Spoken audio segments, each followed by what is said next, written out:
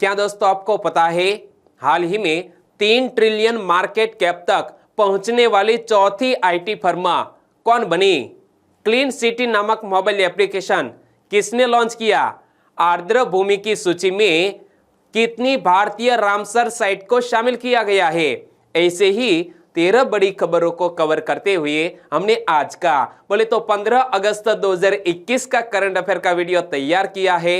Quality की दृष्टि से बेस्ट है यह वीडियो, आप लास्ट तक देखें। लास्ट में मैं आपसे एक क्वेश्चन पूछूंगा जिसका आंसर आपको नीचे कमेंट बॉक्स में देना है। अभी तक आपने हमारी GK 2020 चैनल को सब्सक्राइब नहीं किया है तो सब्सक्राइब कीजिए, पास में जो बेल आइकन है उसे भी प्रेस कर दीजिए क्योंकि आने वाले हर एक वीडियो की अपडेट आपको सबसे पहले मिले। चलिए बिना वक्त गंवाए स्टार्ट करते हैं पहले क्वेश्चन से। पहला क्वेश्चन, हाल ही में भारतीय आर्द्र भूमि यानी कि वेटलैंड्स की सूची में कितनी रामसर साइट जोड़ी गई? हाल ही में भारतीय आर्द्र भूमि यानी कि वेटलैंड्स की सूची में 4 रामसर साइट को जोड़ा गया है, यानी कि इस क्वेश्चन का सही आंसर है 4। देश के 4 और स्थलों को अंतरराष्ट्रीय महत्व वाली आर्द्र भूमि के रूप में चिन्हित कर रामसर कन्वेंशन की सूची में शामिल किया गया है। और 4 किन किन राज्यों से है? तो 2 है हरियाणा के और 2 है गुजरात के। हरियाणा व गुजरात के इन दो स्थलों के साथ ही रामसर सूची में अब देश के 46 यानी कि 46 स्थल शामिल हो गए हैं। तो यहां से क्वेश्चन बन सकता है कि हमारे भारत देश में कितनी रामसर साइट है, तो हमें यह आंकड़ा भी याद रख लेना है। ओके। और पर्यावरण मंत्रालय द्वारा जारी बयान के मुताबिक पहली बार है जब हरियाणा से 2 स्थलों, और यह 2 स्थल कौन कौन से नाम भी आपको याद रख लेना चाहिए क्योंकि यहां से आने वाले एग्जामिनेशन में क्वेश्चन निकलेगा। तो हरियाणा के 2 स्थल, एक है गुरुग्राम के सुल्तानपुर राष्ट्रीय उद्यान और दूसरा है झज्जर से भिंडावास वन्यजीव अभयारण्य को रामसर सूची में डाला गया है। कौन कौन? एक है गुरुग्राम के सुल्तानपुर राष्ट्रीय उद्यान और दूसरा है झज्जर जिले से भिंडावास वन्यजीव अभयारण्य, और इसके अलावा 2 गुजरात से है। तो यह गुजरात की कौन कौन सी रामसर साइट? तो याद रखो, एक है मेहसाणा का थोल नामक जो एक सरोवर है यानी कि एक तालाब है उनको, और दभोई के वधवाना तालाब को रामसर की सूची में शामिल किया गया है। दोनों के नाम याद रख लो। तो गुजरात से है मेहसाणा का थोल और दभोई के वधवाना, इन दोनों को भी रामसर सूची में शामिल किया गया है। और रामसर सूची का उद्देश्य क्या होता है? रामसर सूची का उद्देश्य वैश्विक जैविक विविधता के संरक्षण के लिए आर्द्र भूमि का एक ऐसा अंतरराष्ट्रीय नेटवर्क विकसित करना है जो उनके पारिस्थितिकी तंत्र घटकों, प्रक्रियाओं और लाभों के रख रखाव के माध्यम से मानव जीवन को बनाए रखने के लिए महत्वपूर्ण हो। और दोस्तों इसी तरह हर क्वेश्चन से जुड़े इंपॉर्टेंट फैक्ट मैं आपके सामने रखता हूं। हमारा यह तरीका आपको अच्छा लगता है लाइक करना मत भूलिएगा। दूसरा क्वेश्चन है आपकी स्क्रीन पर, देश का पहला ऐसा मंदिर कौन बना जहां की लड्डू प्रसादी को 5 स्टार हाइजीन रेटिंग मिली है? दोस्तों इमेज में आप देख सकते हैं लड्डू देखकर आपके मुंह में पानी आ गया, क्या बात है। तो देश का पहला ऐसा मंदिर कौन बना जहां की लड्डू प्रसादी को 5 स्टार हाइजीन रेटिंग मिली है? यह मंदिर का नाम है उज्जैन महाकाल मंदिर। दोस्तों हाल ही में जो मंथ चल रहा है वो भगवान शिव का महीना है और महाकाल हमेशा मेरे साथ रहे। आप सभी को यह पावन महीने की हार्दिक शुभकामनाएं। और उज्जैन महाकाल मंदिर के जो लड्डू की प्रसादी है इनको 5 स्टार हाइजीन रेटिंग मिली है। तो देखो प्रशासन ने इस संबंध में फसाई का पूर्ण स्वरूप क्या होता है? Food safety and standard authority of India, यानी कि प्रशासन ने इस संबंध में फसाई की मदद से थर्ड पार्टी ऑडिट कराया है। क्या? फसाई की मदद से थर्ड पार्टी ऑडिट कराया है। और पहले चरण में शहर के 15 रेस्टोरेंट खाने के मामले में 3 से 5 स्टार मानकों पर खरे उतरे हैं। और ऑडिट में महाकाल मंदिर के लड्डू प्रसादी यूनिट और अन्न क्षेत्र भी इसमें शामिल है। और महाकाल के निःशुल्क अन्न क्षेत्र को भी हाइजीन रेटिंग दी जाएगी। और यहाँ महाकाल भगवान कौन है? मैंने दोस्तों आपको बता दिया। महाकाल भगवान कौन है? भगवान शिव को कई नामों से पुकारा जाता है। कोई उन्हें भोलेनाथ तो कोई देवाधिदेव महादेव के नाम से पुकारते हैं। वे महाकाल भी कहे जाते हैं और कालों के काल भी कहे जाते हैं महादेव। और महाकालेश्वर मंदिर की बात करें तो महाकालेश्वर मंदिर भारत के 12 ज्योतिर्लिंगों में से एक है। दोस्तों, हिंदू धर्म के मान्यता के अनुसार हमारे पूरे भारत देश में 12 पवित्र ज्योतिर्लिंग है। इनमें से एक है महाकालेश्वर मंदिर। और महाकाल मंदिर कितने साल पुराना है? ऐतिहासिक दृष्टि से देखें तो महाकाल मंदिर में खुदाई के दौरान 1000 वर्ष पुराने मंदिर का ढांचा मिला और 11वीं शताब्दी की मूर्तियां भी निकली और माना जाता है कि यह तकरीबन 1000 वर्ष पुराना है महाकाल मंदिर। तीसरा क्वेश्चन, भारतीय नौसेना ने ऑनर फर्स्ट शुरू करने के लिए किसके साथ एक समझौता ज्ञापन यानी कि मेमोरेंडम ऑफ अंडरस्टैंडिंग पर हस्ताक्षर किए हैं? हमारे भारत देश की यह नौसेना ने हाल ही में ऑनर फर्स्ट शुरू करने के लिए दोस्तों IDFC फर्स्ट बैंक के साथ एक समझौता ज्ञापन यानी कि MOU पर हस्ताक्षर किए हैं। यानी कि इस क्वेश्चन का सही आंसर है IDFC first bank. Honour first भारतीय नौसेना के सेवारत कर्मियों और पूर्व सैनिकों के लिए एक प्रीमियम बैंकिंग समाधान है। क्या है? एक प्रीमियम बैंकिंग समाधान है, विशेष रूप से सशस्त्र बलों और उसके दिग्गजों की जरूरतों को ध्यान में रखते हुए ऑनर फर्स्ट डिफेंस अकाउंट को रक्षा दिग्गजों की एक समर्पित टीम द्वारा डिजाइन किया गया है।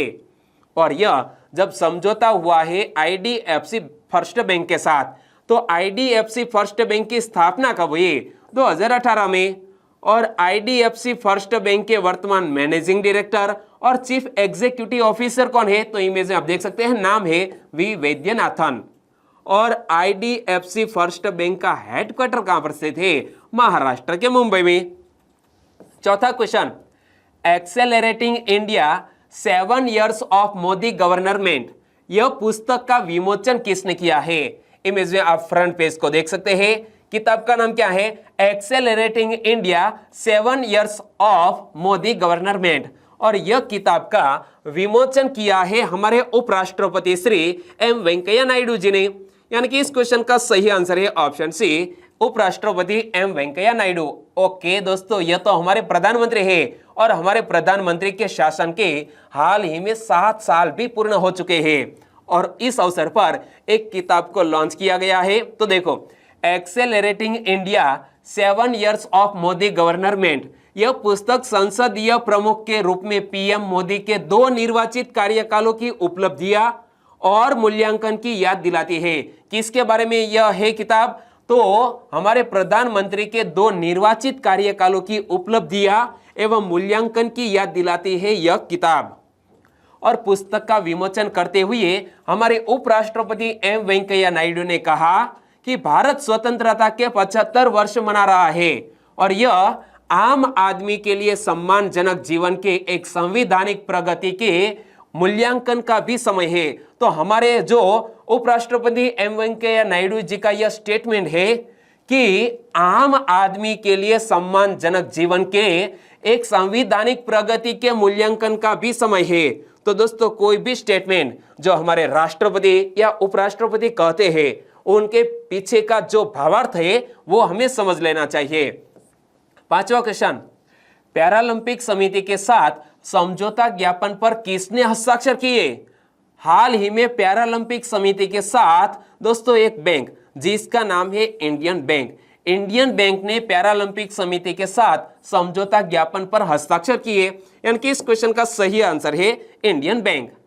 सार्वजनिक क्षेत्र के इंडियन बैंक ने 24 अगस्त से जापान के टोक्यो में शुरू होने वाले पैरालंपिक खेलों के बैंकिंग भागीदारों में से एक के रूप में भारत की पैरालंपिक समिति के साथ एक समझौता ज्ञापन पर हस्ताक्षर किए हैं।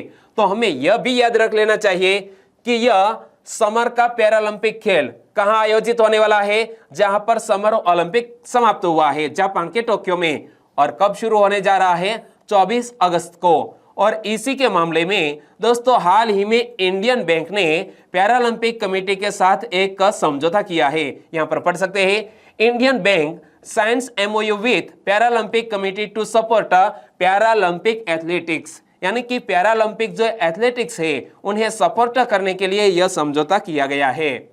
और bank Paralympic committee of India के साथ अपने साल भर के सहयोग के माध्यम से पैरालंपिक एथलीटों को वित्तीय सहायता प्रदान करेगा। और भारत की पैरालंपिक समिति की वर्तमान अध्यक्ष कौन है, यह क्वेश्चन एग्जामिनेशन में पूछ लिया जाए तो हमारा आंसर होना चाहिए दीपा मलिक। इमेज में आप देख सकते हैं। और जब यह समझौता किया है इंडियन बैंक ने, तो इंडियन बैंक का हेडक्वार्टर कहां पर स्थित है? चेन्नई में। और इंडियन बैंक के वर्तमान चीफ एग्जीक्यूटिव ऑफिसर कौन है? पद्मजा चंद्रू। इमेज आप देख सकते हैं। और इंडियन बैंक की स्थापना कब हुई? 1907 में। छठा क्वेश्चन, 3 ट्रिलियन मार्केट कैप तक पहुंचने वाली चौथी आईटी फर्म कौन बनी? क्या हमारे भारत देश की यह 3 ट्रिलियन मार्केट कैप तक पहुंचने वाले चौथी आईटी फर्म कौन बनी है? यह आईटी फर्म का नाम है HCL टेक्नोलॉजीज। यानी कि इस क्वेश्चन का सही आंसर है ऑप्शन डी, HCL टेक्नोलॉजीज हाल ही में 3 ट्रिलियन मार्केट कैप तक पहुंचने वाली चौथी आईटी फर्म बन गई है। और यहां पर पढ़ सकते हैं India's market cap hits 3 trillion US dollar. तो देखो HCL टेक्नोलॉजीज का बाजार पूंजीकरण यानी कि मार्केट कैप पहली बार 3 लाख करोड़ रुपए पर पहुंच गया। और टाटा कंसल्टेंसी सर्विसेज, क्या टाटा कंसल्टेंसी सर्विसेज, इन्फोसिस और विप्रो के बाद यह उपलब्धि हासिल करने वाली HCL चौथी भारतीय सूचना प्रौद्योगिकी फर्म बन गई है। और TCS और इन्फोसिस के बाद HCL टेक राजस्व के हिसाब से तीसरी सबसे बड़ी भारतीय आईटी सेवा कंपनी है। और यहां हमने जिक्र किया HCL टेक्नोलॉजीज का, तो वर्तमान में HCL टेक्नोलॉजीज के चीफ एग्जीक्यूटिव ऑफिसर कौन है? C विजय कुमार। इमेज में आप देख सकते हैं। और HCL टेक्नोलॉजीज की स्थापना कब हुई? 11 अगस्त 1976 को। हेडक्वार्टर कहां पर स्थित है? नोएडा में। Okay, very nice. 7वां क्वेश्चन, हाल ही में क्लीन सिटी मोबाइल ऐप किसने लॉन्च किया? हाल ही में क्लीन सिटी नामक मोबाइल एप्लीकेशन लॉन्च की है उत्तरी दिल्ली नगर निगम ने। यानी कि इस क्वेश्चन का सही आंसर है ऑप्शन सी, उत्तरी दिल्ली नगर निगम। उत्तरी दिल्ली नगर निगम यानी कि नॉर्थ दिल्ली म्युनिसिपल कॉरपोरेशन ने एक मोबाइल संचालित एप्लीकेशन जिसका नाम है क्लीन सिटी लॉन्च की, जो उत्तरी दिल्ली क्षेत्र में रहने वाले निवासियों को अपने क्षेत्र में कचरा उठाने के संबंध में शिकायत दर्ज करने में मदद करेगी। और ऐप को उत्तरी दिल्ली के मेयर राजा इकबाल सिंह ने 75वें स्वतंत्रता दिवस से पहले लॉन्च किया था। और इस ऐप की मदद से नागरिक कचरा उठाने वाले वाहनों की GPS लोकेशन देख सकते हैं, अपनी शिकायतें दर्ज करा सकते हैं और सेवाओं में सुधार के लिए अपने सुझाव भी दे सकते हैं।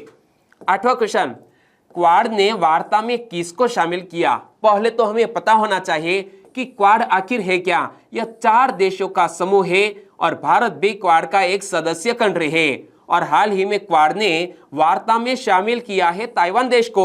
यानी कि इस क्वेश्चन का सही आंसर है ताइवान। और क्वाड के चारों देशों के मुखिया को इमेज में आप देख सकते हैं। यह है ऑस्ट्रेलिया के प्राइम मिनिस्टर स्कॉट मॉरिसन, ये है अमेरिका के राष्ट्र प्रमुख जो बाइडन, यह हमारे भारत देश के PM नरेंद्र मोदी जी, और ये है जापान के प्रधानमंत्री योशिहिदे सुगा। यह चारों देशों को मिलाकर बनता है क्वाड समूह। तो ताइवान ने 12 अगस्त को वर्चुअल चर्चा के दौरान ताइवान जल डमरू मध्य में शांति और स्थिरता को शामिल करने के लिए क्वाड के सदस्यों को सार्वजनिक रूप से धन्यवाद दिया। और अमेरिका ने जापान और दक्षिण कोरिया के साथ अपने संयुक्त बयानों में ताइवान जल डमरू मध्य का भी सफलतापूर्वक उल्लेख किया है। और क्वाड में ताइवान को शामिल करने से चीन को क्यों परेशानी हुई है? यह दोस्तों मोस्ट इंपोर्टेंट क्वेश्चन है कि क्वाड में ताइवान को शामिल करने से चीन क्यों परेशान है।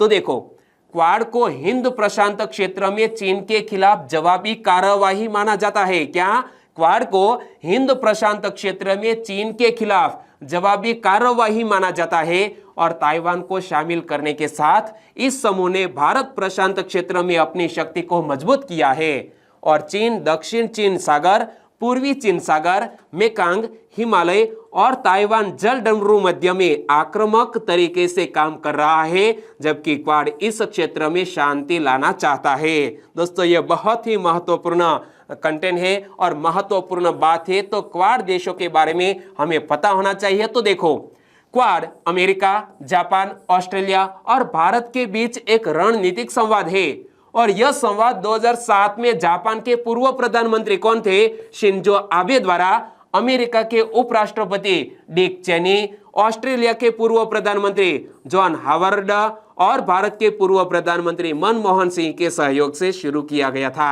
तो यह हमें याद रख लेना चाहिए कि जब क्वाड देशों का यह जो एक रणनीतिक संवाद अस्तित्व में आया, तब हमारे देश के प्रधानमंत्री कौन थे? हमारे प्रधानमंत्री थे मनमोहन सिंह। नवा क्वेश्चन, विभाजन विभीषिका स्मृति दिवस कब मनाया गया? दोस्तों, यह पहली बार मनाया गया है। विभाजन विभीषिका स्मृति दिवस कब मनाया गया है? 14 अगस्त को। तो देखो, इस क्वेश्चन का सही आंसर आ गया है ऑप्शन डी, 14 अगस्त, जिसका जिक्र हमारे प्रधानमंत्री श्री ने किया है। प्रधानमंत्री श्री नरेंद्र मोदी ने घोषणा की कि 14 अगस्त को लोगों के संघर्षों एवं बलिदान की याद में अब विभाजन विभीषिका स्मृति दिवस के रूप में प्रति वर्ष मनाया जाएगा। कब? 14 अगस्त को। और वर्ष 1947 में ब्रिटिश औपनिवेशिक शासन दौरान भारत के विभाजन के बाद पाकिस्तान का निर्माण एक मुस्लिम देश के रूप में किया गया था और उस दौरान लाखों लोग विस्थापित हुए थे। क्या? लाखों लोग विस्थापित हुए थे तथा बड़े पैमाने पर दंगे भड़कने के कारण कई लाखों लोगों की जान चली गई थी और इसीलिए हमारे प्रधानमंत्री श्री ने यह दिवस मनाने का ऐलान किया है और पाकिस्तान 14 अगस्त को अपना स्वतंत्रता दिवस मनाता है और हम स्वतंत्रता दिवस मनाते हैं 15 अगस्त को। और यह बात भी मैंने आपको करंट अफेयर में बताई थी।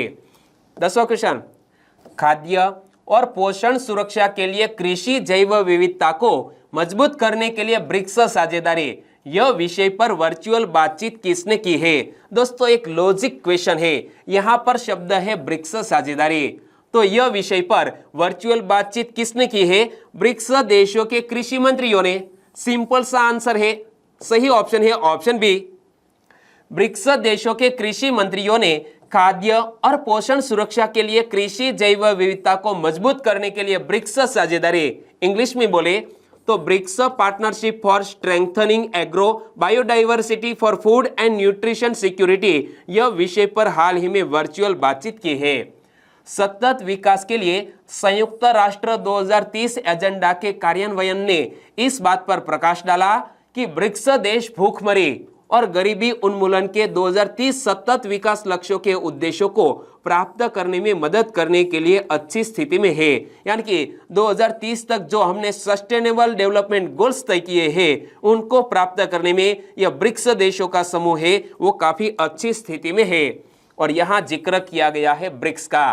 तो आज ब्रिक्स के बारे में मोस्ट आईएमपी बात बताने जा रहा हूं। देखो, ब्रिक्स में 5 प्रमुख उभरती अर्थव्यवस्थाओं कौन कौन सी? ब्राजील, रूस, भारत, चीन और दक्षिण अफ्रीका शामिल है।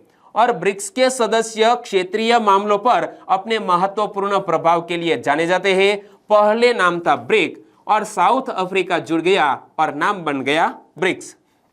और ब्रिक्स देशों की सरकारें 2009 से औपचारिक शिखर सम्मेलनों में सालाना बैठक भी कर रही है। हालिया ब्रिक्स शिखर सम्मेलन जो 12वां संस्करण था, तो यह 12वां ब्रिक्स सम्मेलन किसकी मेजबानी में? रूस की मेजबानी में 17 नवंबर 2020 को वर्चुअल माध्यम से आयोजित किया गया, क्योंकि कोविड-19 महामारी के कारण बहुत से ऐसे महत्वपूर्ण सम्मेलन वर्चुअल तरीके से आयोजित किए जाते हैं। 11वां क्वेश्चन, निम्न में से किस राज्य की पुलिस ने देश का पहला ड्रोन फॉरेंसिक प्रयोगशाला एवं अनुसंधान केंद्र शुरू किया है? बहुत ही अच्छा कदम उठाया गया है केरल पुलिस के द्वारा। केरल पुलिस ने देश का पहला ड्रोन फॉरेंसिक प्रयोगशाला एवं अनुसंधान केंद्र शुरू किया है। और हम सबको पता है कि हाल ही में ड्रोन के जरिए हमले हो रहे हैं और इसीलिए यह शुरू करना ही चाहिए। जब देश में ड्रोन एक बड़े सुरक्षा खतरे के रूप में उभर रहा है, इसलिए केरल पुलिस ने इस संबंध में बढ़ती चिंताओं को दूर करने के लिए शुक्रवार को तिरुवनंतपुरम में ड्रोन फॉरेंसिक प्रयोगशाला एवं अनुसंधान केंद्र शुरू किया है और यह अपनी तरह का पहला संस्थान है। और ड्रोन के खतरे के पहलुओं को हल करने के अलावा इस प्रयोगशाला सह अनुसंधान केंद्र में मानव रहित हवाई वाहनों की उपयोगिता पक्ष की भी जांच की जाएगी और इस केंद्र में न केवल अनधिकृत ड्रोन का पता लगाया जाएगा बल्कि पुलिस बल की मदद के लिए मांग के अनुसार हवाई वाहनों का निर्माण भी किया जाएगा। और केरल के मुख्यमंत्री कौन है? पिनराई विजयन। आगे बात करते हैं 12वें क्वेश्चन के। देश का पहला सुपर ऊर्जा दक्ष भवन कहां स्वीकृत किया गया है? हमारे भारत देश का पहला यह सुपर ऊर्जा दक्ष भवन कहां स्वीकृत किया गया है? यह स्वीकृत किया गया है दोस्तों लखनऊ में। यानी कि इस क्वेश्चन का सही आंसर है option D, Lucknow. Bureau of energy efficiency, क्या? ब्यूरो ऑफ एनर्जी एफिशिएंसी ऊर्जा मंत्रालय भारत सरकार द्वारा देश का पहला सुपर ऊर्जा दक्ष भवन लखनऊ में स्वीकृत किया गया है और इस तकनीकी के भवन से 50% ऊर्जा की बचत होती है। कितनी? 50% ऊर्जा की बचत होती है। और कृषि उत्पादन आयुक्त एवं अपर मुख्य सचिव ऊर्जा कौन है? आलोक सिन्हा। आलोक सिन्हा ने 13 अगस्त शुक्रवार को इस तकनीकी के पहले भवन का शिलान्यास शोध एवं विकास केंद्र देवा रोड चिन्हट में किया है। कहां पर? इसका लोकेशन है लखनऊ में दोस्तों, देवा रोड चिन्हट। ओके, 13वां और लास्ट क्वेश्चन। उच्च शिक्षा में राष्ट्रीय शिक्षा नीति 2020 लागू करने वाला देश का पहला राज्य कौन बना? उच्च शिक्षा में राष्ट्रीय शिक्षा नीति यानी कि नेशनल एजुकेशन पॉलिसी 2020 को लागू करने वाला देश का पहला राज्य बन गया है मध्य प्रदेश। यानी कि इस क्वेश्चन का सही आंसर है ऑप्शन बी, मध्य प्रदेश। कोविड-19 महामारी के चलते जहां देश भर की राज्य सरकारों द्वारा स्कूल एवं कॉलेज स्तर पर अभी भी नेशनल एजुकेशन पॉलिसी 2020 को लागू करने की तैयारी चल रही है, वहीं दूसरी ओर मध्य प्रदेश देश का पहला ऐसा राज्य बन गया है जहां नेशनल एजुकेशन पॉलिसी 2020 को उच्च शिक्षा के क्षेत्र में लागू किया जा रहा है। और इसी तरह के मामले में दोस्तों मध्य प्रदेश है पहले स्थान पर।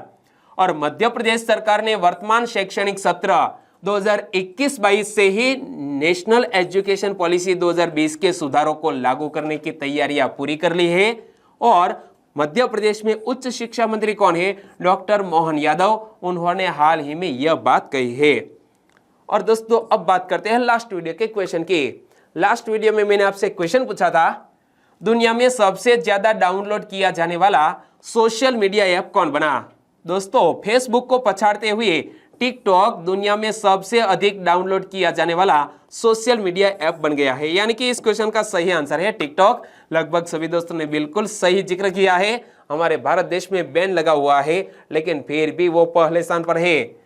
सभी दोस्तों ने सही आंसर दिया है। कुछ फ्रेंड के नाम लेना चाहूंगा, तो वो है स्टीफन प्रकाश, पांडवाद्रा भारती, सुलेंद्र नायक, वसावा दिव्येश, अमित जांगीर, भावना तड़वी, वीरभद्र परमार और राकेश गामित। इन सभी दोस्तों ने बिल्कुल सही आंसर दिया है टिकटॉक।